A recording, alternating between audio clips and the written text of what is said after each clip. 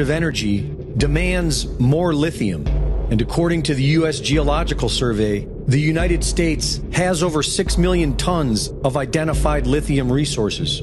The majority of this lithium has been identified in Kings Mountain, North Carolina. Kings Mountain is believed to have one of the largest resources in the world. But the biggest problem is that people live there, and they don't want their quiet towns turned into lithium mines.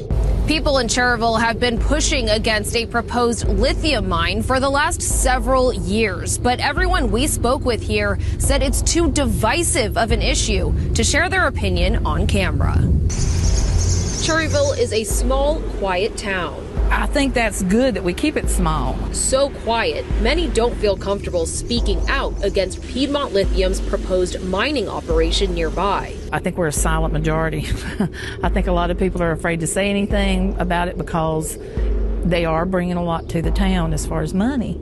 Last year, the Department of Defense entered a $90 million agreement with Albemarle Corporation to increase domestic production of lithium for the nation's battery supply chain, specifically from Kings Mountain, North Carolina, starting by 2025. This is the same area experiencing what is being described as biblical floods. While the federal government spends billions on foreign wars and illegal immigrants, they simply cannot be bothered with the health and well-being of the American people, especially those living on coveted mineral-rich land. You know, they were talking about climate change yesterday, and now we're learning that scientists and researchers are looking at how to change the weather on purpose. That's right. Lasers now could one day manipulate rain and lightning. CBS This Morning contributor Michio Kaku is a physics professor at City College of New York. Professor, nice to see you. Extraordinary seeing Al Gore and Bill Clinton there together with Charlie, wasn't it? That's right, yeah. Yeah, they did not get into this discussion, no. though. But it is fascinating. I mean, lasers, really, to change the weather? That's right. Well, as Mark Twain once famously said, everyone complains about the weather, but no one ever does anything about it. Well, instead of doing a rain dance, we physicists are firing trillion-watt lasers into the sky to actually precipitate rain clouds and actually bring down lightning bolts. This is potentially a game changer. But this is experimental. It's experimental. However, in the laboratory so far it works.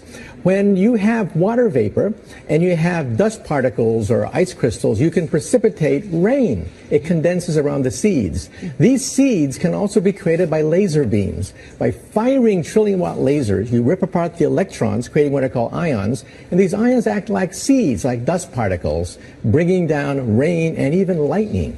Go ahead. Well, this fascinates me in part because, too, I remember reading the stories that China had used this during the Olympics, that the USSR had used this after Chernobyl to create rain clouds. I mean, did those really work then? We have some of these capabilities now? Inconclusive. Even in the 60s, the CIA used this to bring down monsoons during the Vietnam War, to wash out the Viet Cong. Governments have been playing with this thing. Alleged to. Alleged to, right. Yeah. Now, we realize that for decades now, these governments have been alleged to have experimented with weather control, but nothing conclusive. This time we're bringing in the laws of physics rather than simply waving our hands and uttering mumbo-jumbo. We're actually using trillion-watt lasers now. And in the laboratory, sure enough, they precipitate rain out of water vapor. Sure enough, you can actually bring down electricity down the beam. So what does it mean for drought areas that need to have rain for crops? And if they don't have them, there's the consequences of famine. Well, the bad news is if it's a clear blue sky, it's not going to do anything at all because it only takes water vapor that's already in the air and condenses it.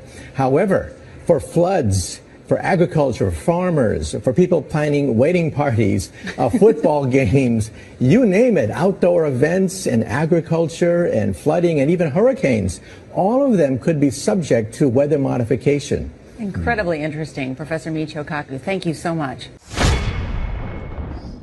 Another example is the array of technologies, often referred to collectively as geoengineering, that potentially could help reverse the warming effects of global climate change. One that has gained my personal attention is stratospheric aerosol injection, or SAI, a method of seeding the stratosphere with particles that can help reflect the sun's heat in much the same way that volcanic eruptions do.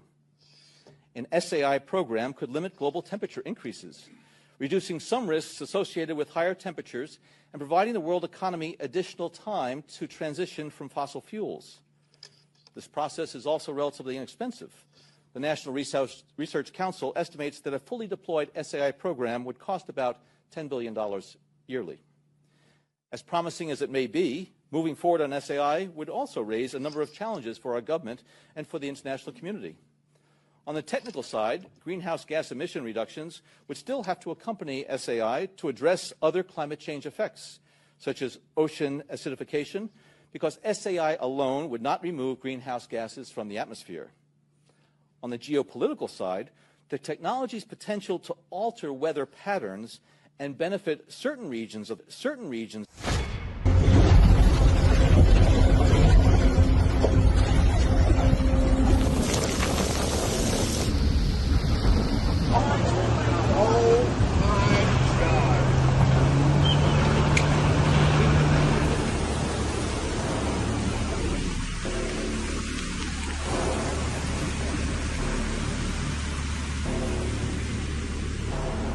We have had the technology to create, control, and steer hurricanes for decades.